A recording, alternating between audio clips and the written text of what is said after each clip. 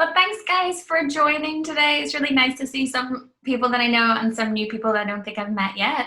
I was on a Zoom call this morning and it did drop out twice, but I've said to Gail that if mine does drop out, then you guys can just crack on with a little gratitude activity and I'll just jump straight back in as soon as I can. But hopefully, fingers crossed, we'll all be good. Let's think positively. So my name's Astra, and first I just wanted to say thanks to Gail for having me here today, because Lean In has been really, really fantastic for me over the last couple of years. I really value the group and the support, and so it's really nice to be asked to come and share a bit and hopefully help some of you guys as well. So I'm going to be talking quite a bit about mental health and about little things that you can do to help yourself to feel better and to stay positive. But it is worth mentioning that I'm not a mental health expert in any way. I'm an avid lifelong learner, and I have a lot of experience in my own family of dealing with people who are suffering from mental illness. And that's where it all came from, really, just me finding small ways that I could help and support my mom and my sisters with their struggles, and the business kind of developed from there. So that's sort of how I got into positive mental health as a business. And everything that I share and that I promote and that I talk about has been well proven and backed up by scientific studies. So none of the things that I share are just like my opinion. So I think that's important to remember, that I'm not an expert. I am only sharing responsibly. So I think it'd be great just to start off with acknowledging the time that we're in at the minute with regards to COVID-19, and it's stretching out for, I think, so much longer and being so much more impactful than a lot of us were prepared for at the very start. I think that a lot of us were kind of amped up to deal with, like, right, this is going to hit us for a certain amount of time, this is how we're going to survive. And then as it's carried on, there's a sense of exhaustion can really emotional fatigue can sink in with these things. And then especially over the last week or so, this global awareness around the Black Lives Matter movement, I know that has affected so many of us emotionally, and it's a very heavy thing to be dealing with on top of an already massive global pandemic. So I think it's good to give yourself grace no matter how you're feeling right now, and to remind yourself that that all feelings are acceptable and however you're feeling is okay.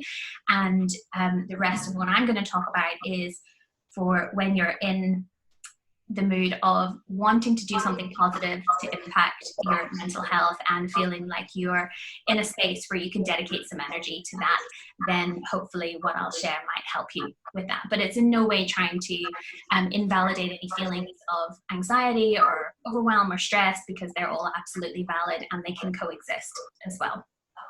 So I want to talk a little bit about self-care first. When we talk about self-care, it's mostly around things that are going to make us feel better, because we either want to feel better or we really need to feel better. But then the things that we do are actually not always the most beneficial things for our mental health in the long run. So we're going to just start off. Does everyone have a bit of paper and a pen? Or if you don't have one, just grab one now. So we're going to take just about 30 seconds, and I want you all to think of, if somebody gifted you 2 hours for self-care, which is quite a dream for a lot of people right now.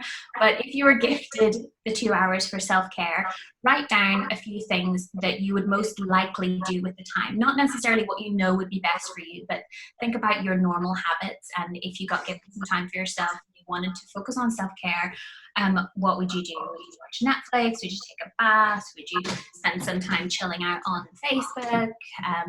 So just make a few notes of what you would normally do.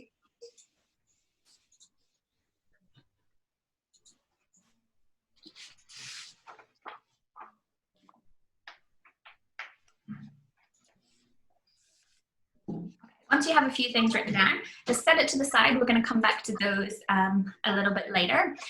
And I want to start by giving you a tool that you can use to check in with yourself on how you're feeling in a positive way. So I printed this out for myself.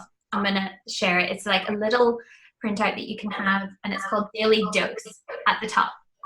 Now, the daily dose stands for DOSE, is your four main happy hormones. So we've got dopamine, oxytocin, serotonin, and endorphins. And the term daily dose was, I originally heard it from Radha Agarwal. She wrote a book about belonging and connection, and started the Daybreaker movement, which is a sober morning rave for, for people to sort of kickstart their day. It actually looks amazing, and I would totally go to one if it came to Belfast. But so she talks about the daily dose as a way to sort of uplift your own mood and to give yourself the best chance of feeling good in your day-to-day life and having the energy that we all want to have. So starting with D is for dopamine, and dopamine is a reward hormone primarily. So it's released when you feel good about something that you've done. It can be triggered by simple things like crossing something off your to-do list, that feel-good feeling, that's dopamine.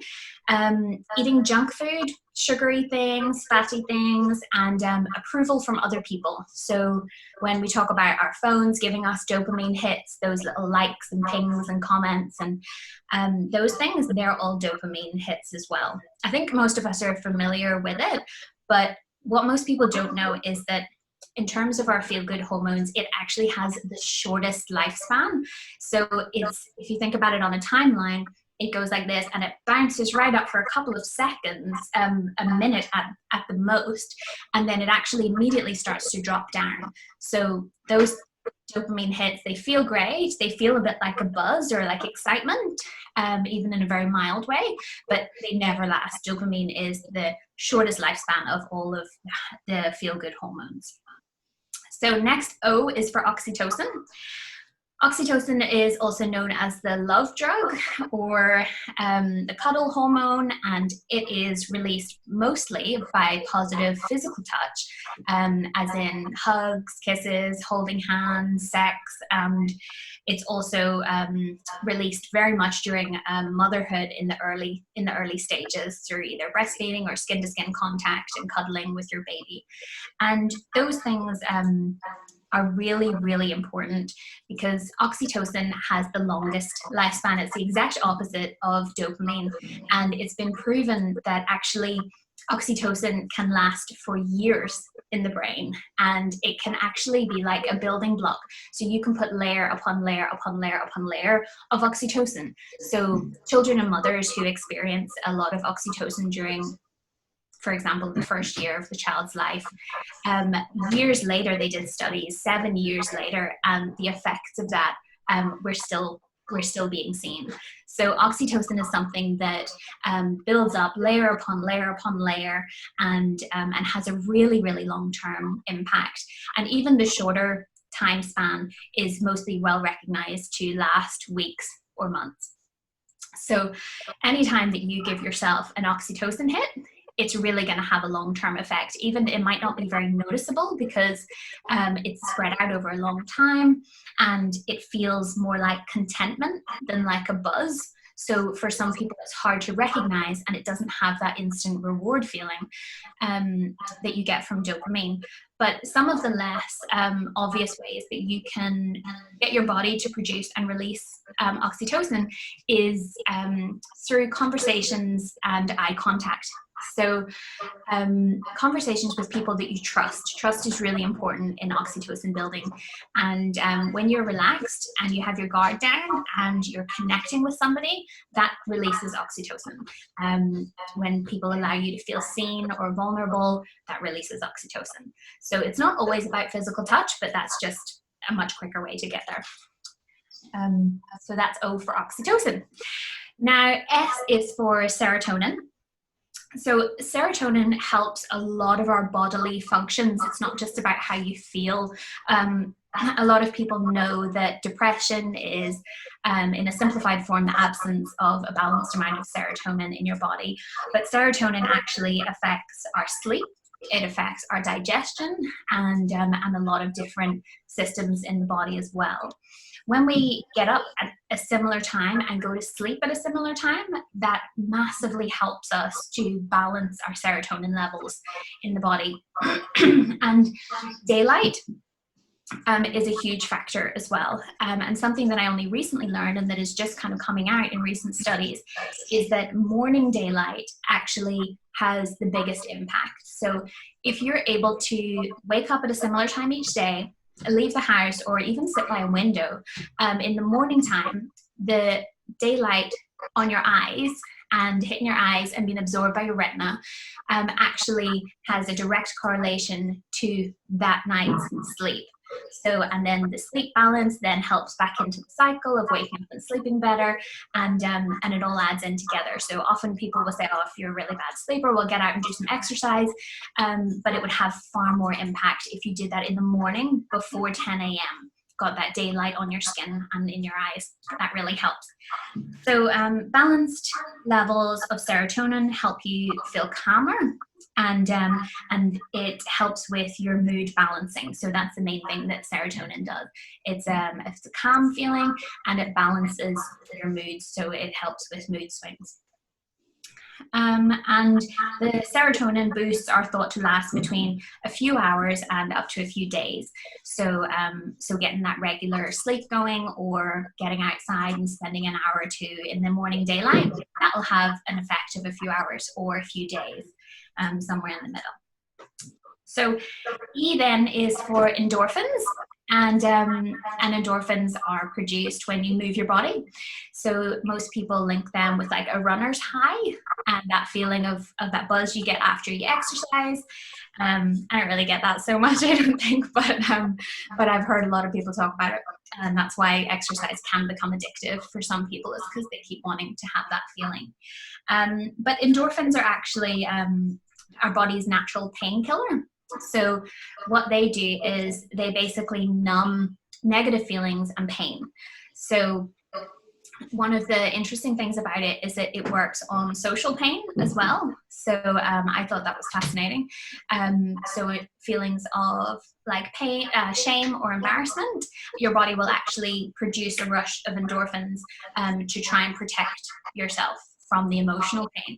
But mostly it is produced to protect yourself from the physical pain of muscle damage during workouts. So whenever you do exercise, those tiny little tears in your muscle fibers, endorphins help you to not be in excruciating pain and never exercise again, and just to help sort of smooth that over.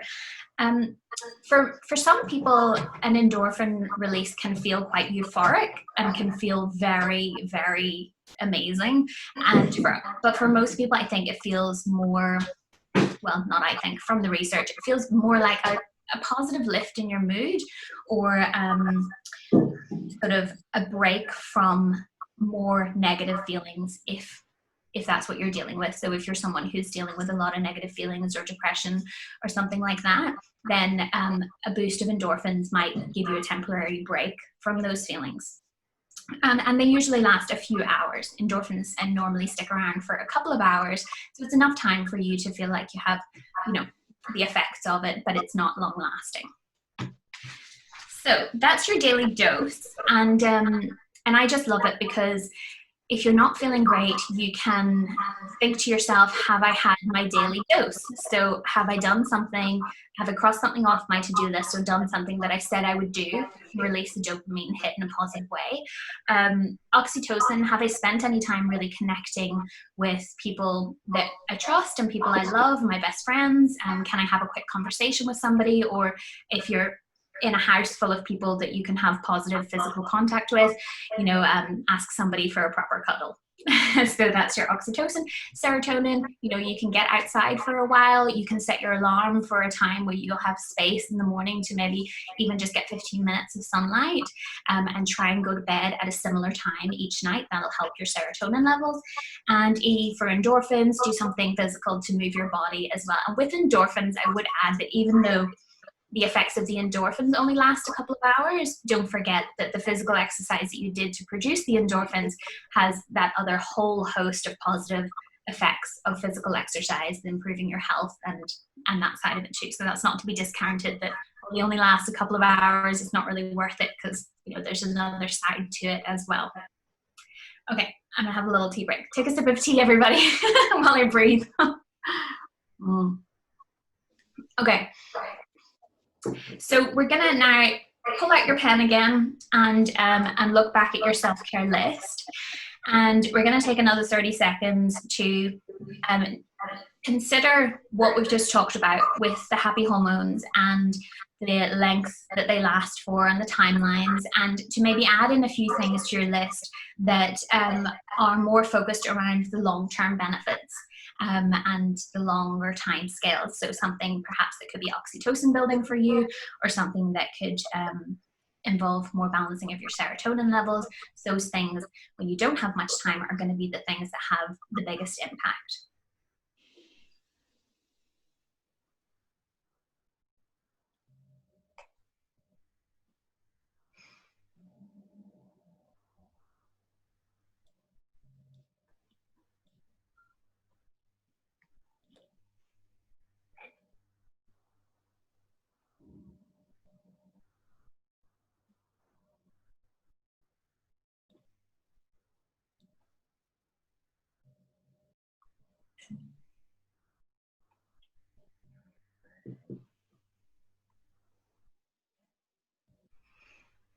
Okay, does anybody feel comfortable talking about their list? Because it would be really interesting for other people to see if anybody had on their initial list noticed a pattern of what type of hormones they might be releasing more of, and then having a look at afterwards, was there a big difference? Would anybody like to share? I'll go first. Sure. And I do know this. I put, like, just to go for a walk on the beach, kind of on my own, and then lunch with my husband. So it's serotonin, it's getting out, and getting sleep. And then after we did it, I would go to bed earlier because I'm a night owl. I have to stop doing it. I could really do with going to bed a lot earlier, and then getting up a little earlier, because I know when I get up at the time I do, I kind of think, oh, look at the day I've already missed, an hour or two where I could have just either done some stuff I need to get done, or just even appreciate the sun, because it always seems to cloud over by the time we're all starting school. But yeah, it's serotonin and oxytocin for more cuddles. Awesome. That sounds great. Brilliant. And Joanne, were you going to share? Yeah, I've been doing a lot more, like taking long baths and not a face mask, but on a mask in my hair and my feet, and just that kind of basic self-care. Because I'm sitting on my own, so I don't have too many cuddles. So I'm doing that sort of self-care. But I find that really, really good if I do that once or twice a week. Absolutely. No, that's brilliant. And I was going to touch on that in the next bit that I talk about too, because that would come a lot under the sort of, it's quite a mindful practice doing something like that, especially when you're by yourself and you're focused on what you're doing in that moment. And that has incredible benefits, especially when paired with gratitude, which is like the next little bit. So that's great. Thanks so much for sharing. Whenever I first did this, and actually even every time I go back to it, when I slip into it, my self-care is to just relax and watch something on Netflix. That's my go-to kind of self-care at the minute. And when I find when I'm really busy, that's what I do. But that's just dopamine. It's not actually helping long-term at all. And then it gets into the cycle of, oh, right, well, I just thought I'd chill out, so I went on Instagram or Facebook for a while too, and I enjoy it whilst I'm doing it, but then after I just feel like empty again. So so that's what I have to remind myself of with this practice too. Spend time with people rather than, or at least even speaking with people, rather than just getting the dopamine hit. So the one thing that I wanted to mention, and I'm not going to go into in a lot of detail, but it's very interesting, and often it sparks an idea in people, and then they can go and sort of look into it more themselves if it's relevant to them, is when you hear about the daily dose and you go through your happy hormones, and there seems to be very simple things to do for each step, it can sometimes oversimplify happiness in general. And it's important to remember that although this is true, it's not simple. It's factual, but it isn't going to mean that if you do these things, that you'll reach a certain level of happiness and contentment with your life. That isn't how it works, because for starters, 40% of our happiness levels are actually determined by our genetics. And that can be a little bit misleading sometimes, because it's not actually 40% of your happiness. It's 40% of the difference between how happy you would be doing one thing and how happy somebody else would be doing one thing. A quick example, because sometimes that's not always clear, but it's quite important, is that if two people did the same thing, one person felt 90% happiness and the other person felt 70% happiness, that would be a 20% difference, and only 40% of that 20% difference would be because of their genetics. So the other 60% of that difference is down to their view on the world and how they see things, and their circumstances. So 10% is circumstance, so which is very low. It's mostly to do with your own thoughts and your own thought patterns. So something to remember is that you can't rule out the genetic impact for happiness. And other things that can massively impact your happiness is your gut health. So how healthy your microbiome, all the bacteria balance in your body, how many different types of bacteria you have colonizing your gut in a healthy way, has a huge impact on your health. So around between 80 and 90% of serotonin levels are actually produced from your gut. So if you have a very unhealthy gut that doesn't have healthy colonies of bacteria and things like that, your gut's not going to be working very efficiently, and you're going to have trouble producing these hormones even if you're doing the right things in your day-to-day life. So that can also have a big impact. And then also trauma. Trauma has a huge impact in how we feel, and actually has an impact in how our brains are actually put together, how they're built. So anybody who has dealt with childhood trauma, they can actually have physically different brains to people who have not experienced trauma, and people who are living through prolonged toxic stress, like high levels of continuous stress, that can actually change the way your brain is formed and the way your brain works, and that's a very serious thing to consider as well.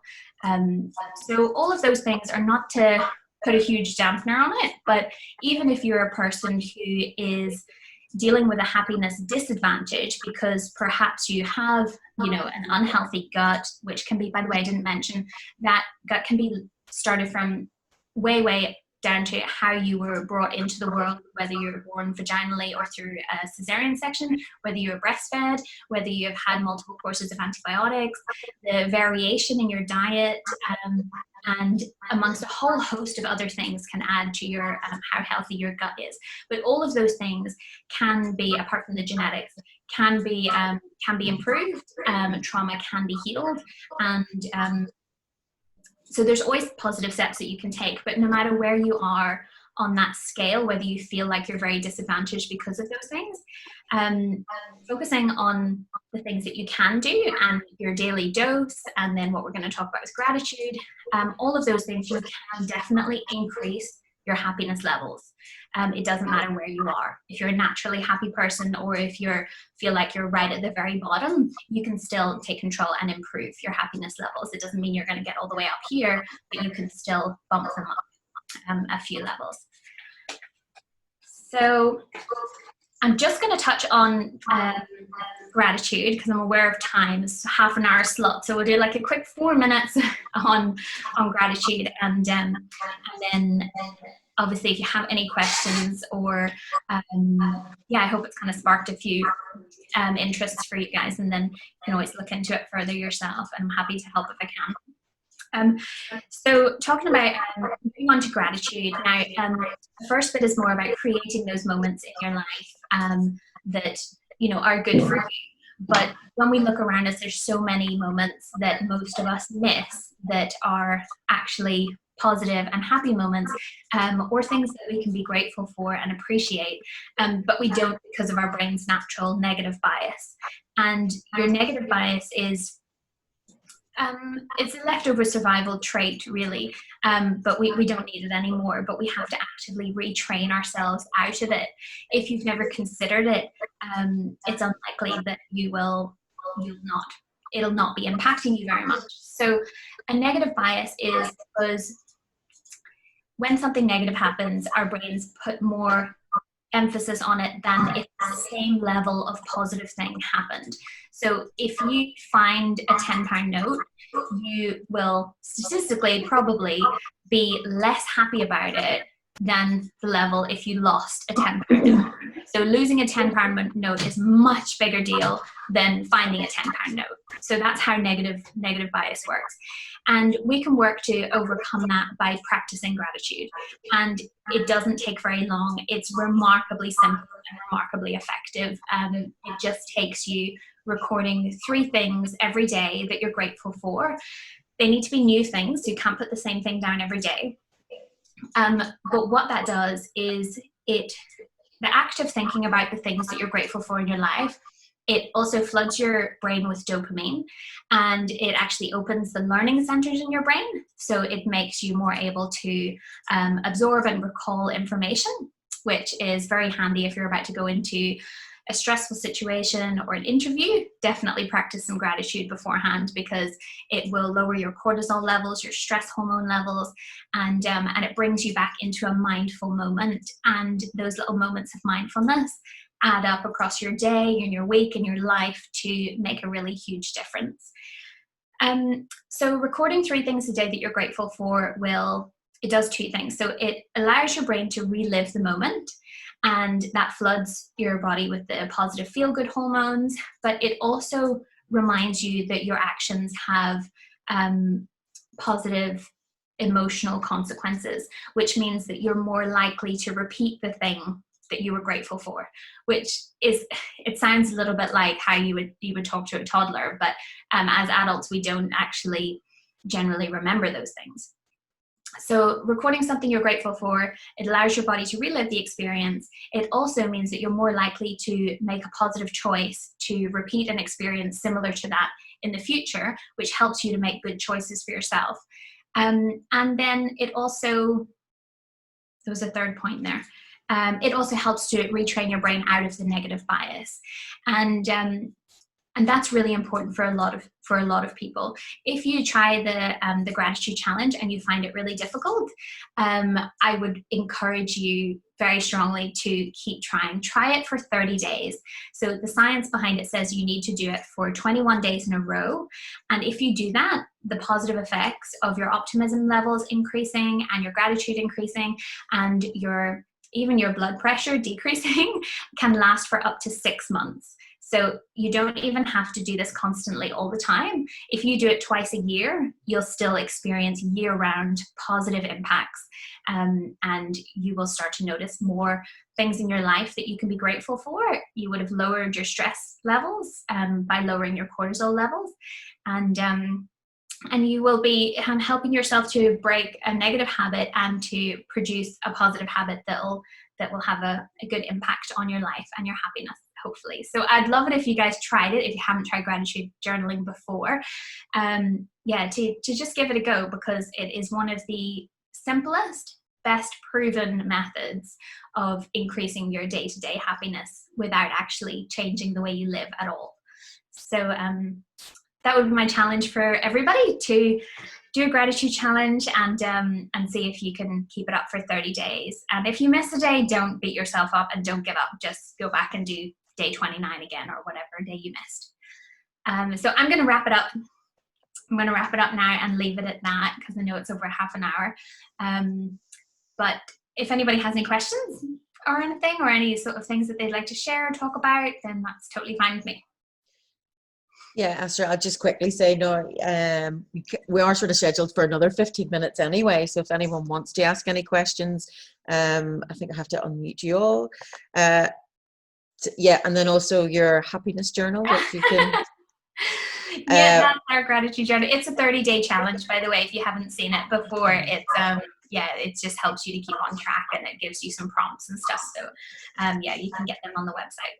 Along with some happy badges, which my 5-year-old absolutely loves, his yellow "I'm a happy person" badge. So, so if anyone has any questions, stick your hand up, and I don't know why people aren't being unmuted. You maybe have to unmute yourself as well. So if you have any questions or any thoughts on any of those points, like the daily dose and reducing your cortisol levels, I thought this was fantastic. I I've seen some notes on the side here too.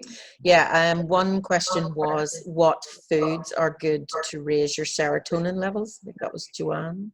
Yeah, that's a really good question. I am by no means an expert in nutrition, and specifically that I haven't learned a huge amount about.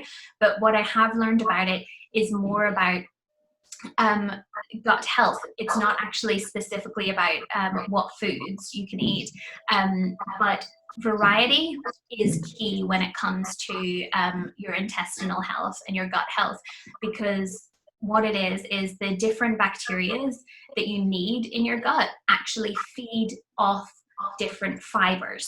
So I thought that was fascinating. And different species, like different types of the same fruit or vegetable, even have different types of fiber, which feed different types of bacteria. So even if you get the same apple brand or the same type of lettuce or leafy green vegetable, and then you switch to a different one, that may well have a completely different fiber that then can feed the good bacteria that's colonizing your gut and have an impact. So in terms of what food to eat, wide variety of fruit and vegetables is just classic basic advice. It's like, it's almost nothing crazy. But then positive foods would also help, would be, a lot of people go straight to probiotics and those fermented foods, which is great to put them in your gut, but what you really want is them to survive and last in your gut. So to do that, you need to make sure that you're feeding them. And yeah, that's almost the extent of my knowledge on particularly what foods, but I think that that's quite a good basic important thing to remember. Variety, fresh fruit and vegetables, and the probiotics and those things are good to introduce, but they're not going to survive. Your body will just get rid of them if you're not constantly feeding it with good fibers.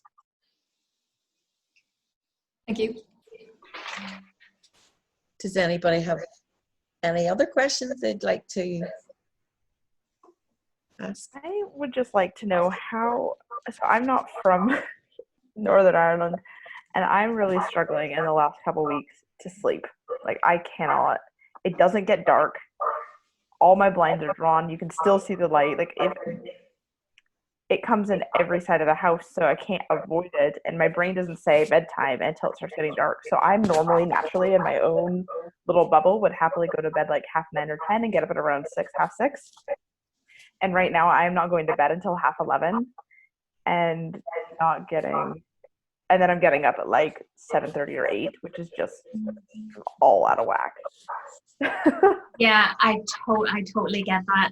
I really used to be affected by light like that as well. I would say blackout blinds. Yeah. Like, just go onto like a baby store or Amazon. Like, for anybody with like young kids, always like has a blackout blind in the cupboard. I actually my friend, or I would send to it. But I think like that's a basic one. And then also, you already wear glasses like me, so it's a bit awkward. But I have seen people have quite a lot of like a good response with those blue light diminishing glasses, even just wearing around the house, because it comes a little bit, you get blue light from daylight too. Like, people forget that it's not just from your computer screens, like sunlight has blue light as well. So to those on, so I don't know, you couldn't wear like glasses on glasses, so that's not very much use to you, but I sympathize, and it would makes a big difference, I'm sure. Yeah, I would try blackout blinds. They're not particularly pretty, but I mean, you can get ones that just actually stick up on your window, like you leave a little clear sticky suction bit on each of the four corners, and you can just take them down. So they're like, I think those ones are like travel blackout blinds. But yeah, and then you could just put them up at dusk, so like 7 o'clock or 8 o'clock or whenever you want it to get dark, and try and stay in that area of the house. Yeah, that's what I'll think about, because this is my 4th summer here, and I feel like maybe I get used to, I think I got used to it last year and was able, but also we were not getting the kind of sunlight we have been this year so far. So like, it was just gray, and I think that's sort of easier. Yeah, and we're not even there at peak summer yet. Like, No, the we still have 21st, so we're still weeks. going shorter and shorter nights. Yeah. Yeah, we have travel blackout blinds for our kids because otherwise they wouldn't get to sleep in it, and they've suckers, and if you put them up, it'll block all the lights out. Now we still have problems getting them to sleep anyway because they're hyper and everything's all out of whack for them. But the blackout blinds we would take on holiday with us. We have done, and then I know like Mark would struggle to sleep and has had like white noise maker in the background sometimes helps. That's a good point, actually. You can get apps even on your Yeah. phone. With Also different sound effects. lavender spray, calm spray. Yeah, brought there's back from a America. spray called This Works, which I've Yes. never tried, but it's supposed to be really good. You can get it in boots and stuff. I can send you the link to that. We have that, and it does make a difference when I use it. Mark's stolen it for his side of the bed. Yeah. See, what I just remembered as well is specifically the idea of benefiting your next night's sleep with getting outside in bright sunlight early in the morning. So if that's not already something that you're doing, then that could be worth a try. To wake up, get straight outside for any exercise, or sit in the garden for your morning coffee and breakfast, or something like that. That might help.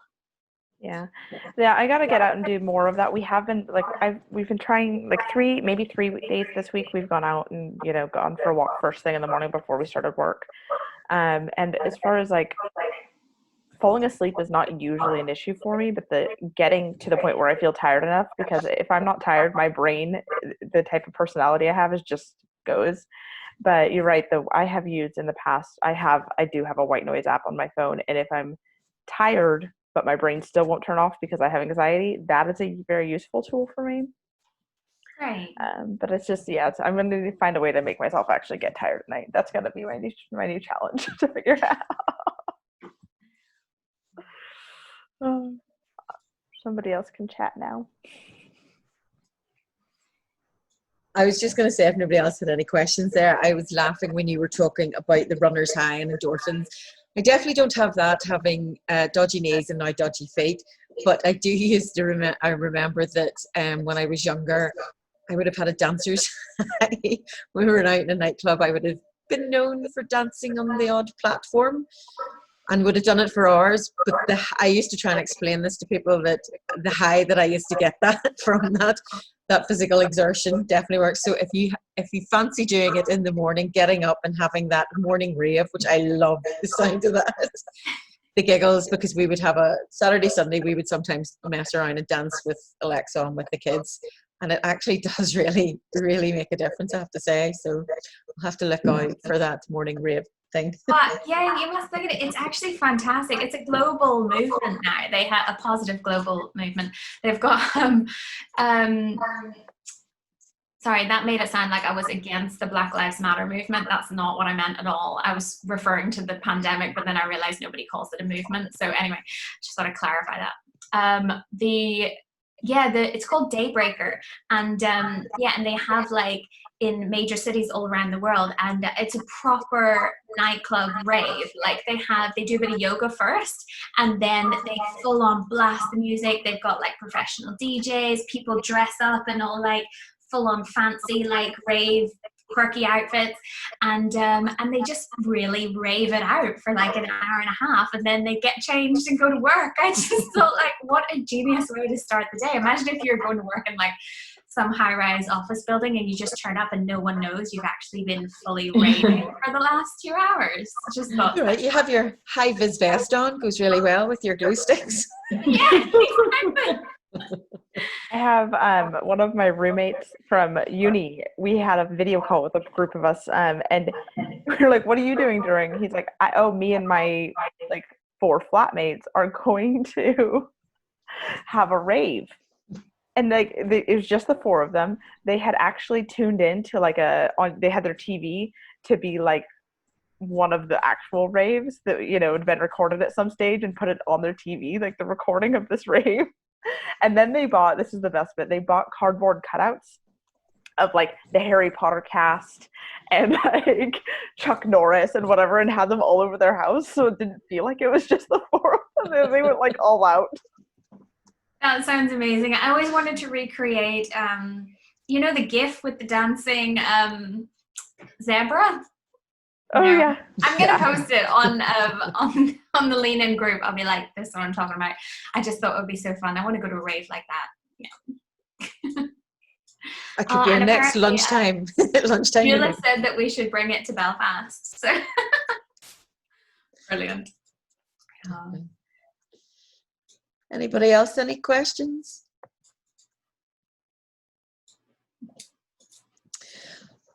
Okay, if not, I just want to say thank you so much to Astra. That was fantastic. I really enjoyed that. I've taken loads of notes. Probably what I'll do is I'll get her to share the download for the daily dose, because that might be something very useful. Oh, sorry. We haven't actually finished that. We haven't. It's not ready to download yet. Sorry. Oh, right. Okay. But yeah, but we're working on it. This is just like a printout, but there is a link. I'll put the link to my blog post, which has it all written out like that. So if anybody wants to go back over it, it's sort of like a simple thing you can refer back to. I'll link you to the blog post.